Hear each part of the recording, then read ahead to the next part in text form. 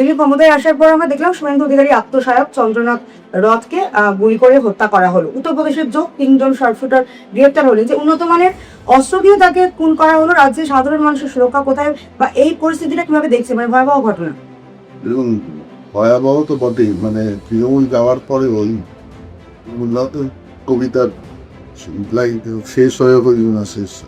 এটা এমন একটা পরিস্থিতি রাজ্যে বাজিয়ে দিয়ে যেতে চাইছে, এরা নিজেরাই মার্ডার করিয়ে বিভিন্ন দেখবেন রেজাল্ট বেরোনো দিন বেলা 2টোর পর থেকে যারা কোনোদিন মানে বিজেপির ধারে পাশে ছিল না, আমার বিজেপিকে উল্টো টর্চার করতো, তারাই গেরুয়া আবেগ মেখে উত্তরীয় পরে মাথায় ফেটটি লাগিয়ে আবার সেই সিস্টেম শুরু করে দিয়েছে। আমি ব্যক্তিগতভাবে খবর পেয়েছিলাম যে আমি এটা সরকারকে জানিয়েছি, উচ্চ প্রশাসনিক মহলে জানিয়েছি, শার্পশুটার এই অঞ্চলেই ঘুরে বেড়াতে দেখা গেছে এবং যেটা সোর্স ইনফরমেশন পেয়েছি, আর মানে আমার বা আমার আশেপাশের লোকের উপর ওরমার্কা আক্রমণ করার পরিকল্পনা ছিল।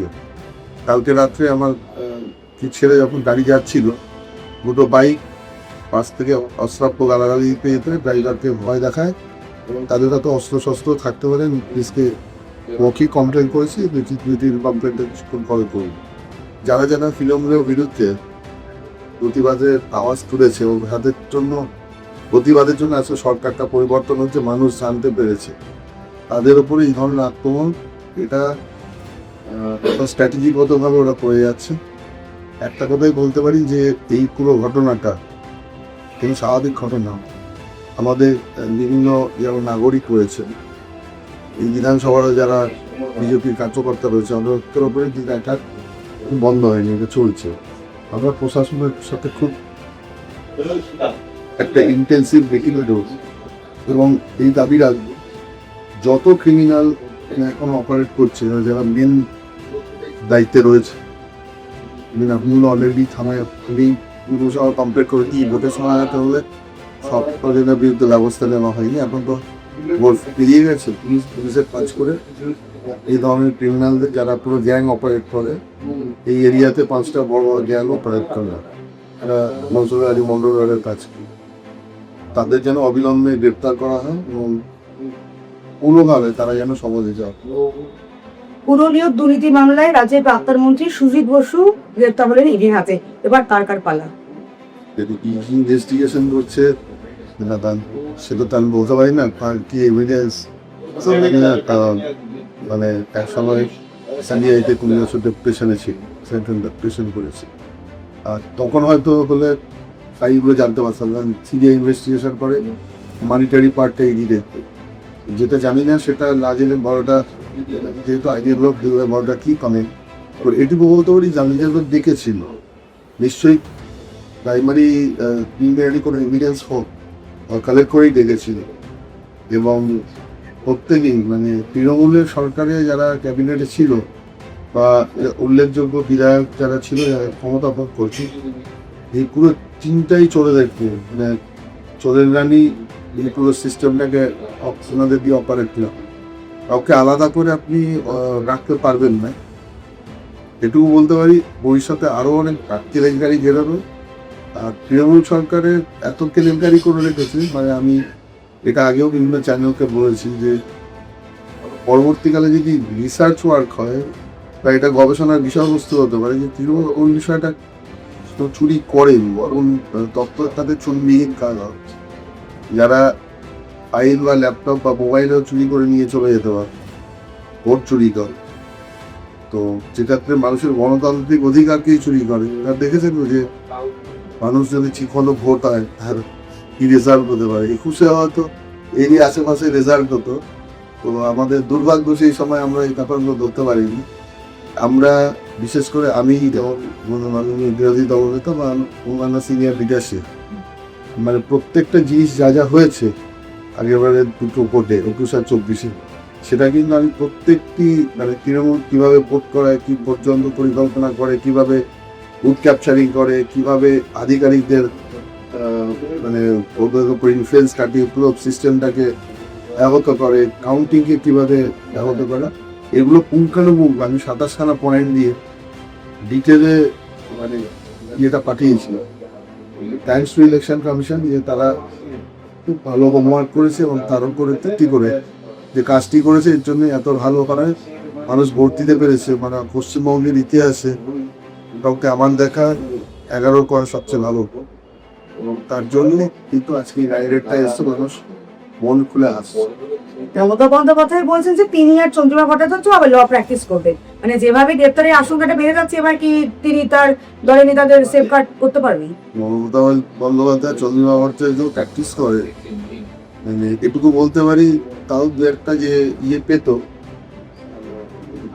কেসে, যে অর্ডার পেতো, ইন্টারিম অর্ডার, ও কেসে জিততে পারতো না, ইন্টারিম অর্ডার বা স্টে পেতো। সুপ্রিম কোর্টেও গেলেন। হ্যাঁ, তো সেটাও কিছু আর হবে না, কারণ উনি যে স্ট্যান্ডার্ডের উকিল, মানে বটতলায় যারা ওই আমরা করে বলি যারা বসে নাকি এপিডেভিট, আমরা এপিডেভিটকে চলতি বাংলায় আর কি করে বলি এপিটোপিট।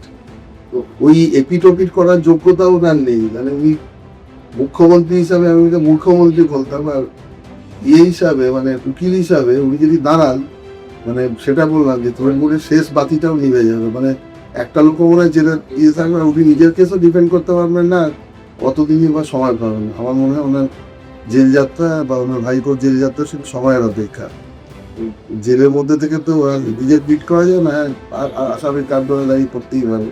তবে এটুকু বলতে পারি যে ওনাকে দেখে যারা কোনো হয়তো ক্লায়েন্ট পান না, যে লয়াররা, তারাও উদ্বুদ্ধ হবেন যে অ্যাটলিস্ট আমরা একটু ওনাদের, মানে আমি বলছি তো ওনাদের স্ট্যান্ডার্ডও মমতা দিক থেকে ভালো। কিন্তু এসআইআর শুনানির জন্য চলে গেলেন সুপ্রিম কোর্ট।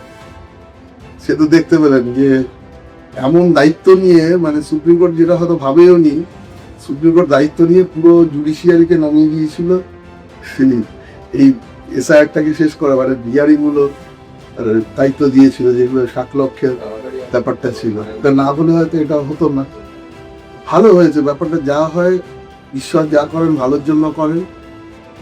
এটা এমন একটা উনি ব্যবস্থা করে দিলেন যেখান থেকে তার দলই বিপদে পড়ে গেল, এবং মোটামুটি এসআইআর 100% বলবো না, 80% হলো সাকসেসফুল হয়েছে। এটা মমতা ব্যানার্জি যদি না যেতেন, ওরা তো 50 বা 60% থেকে ঠেকে যেত। ওনাকে তো জোর করে হারানো হয়েছে। একবার বাইরে বেরিয়ে বলুন যে ওই হাজরার মোড়ে দাঁড়িয়ে সাধারণ মানুষের সামনে প্রকাশ্য দিবালোকে মাইক নিয়ে বলতে বলুন, আমার মনে হয় উনি ওখানে বাড়ি ফিরে যেতে পারবেন। মানে এতদিন মানুষকে ভোট দিতে দেননি, অনেক কিছু কারসাজি করেছেন, নিত আর শিফটেড ভোটারদের আর বিভিন্ন জল মিশিয়ে ইলেকশন যারা পরিচালনা করতো, তারপরে আধিকারিক যারা ছিল সরকারি, তাদেরকে ভয় দেখিয়ে ম্যানিপুলেট করে টাকা পয়সা দিয়ে সমস্ত করতো।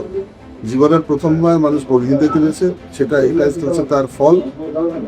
এই কথাটা সেদিন আমি দেখছিলাম, রবীন্দ্র জলদি ছিলেন, উনি ছাড়া টোটাল 2জন লোক ছিল।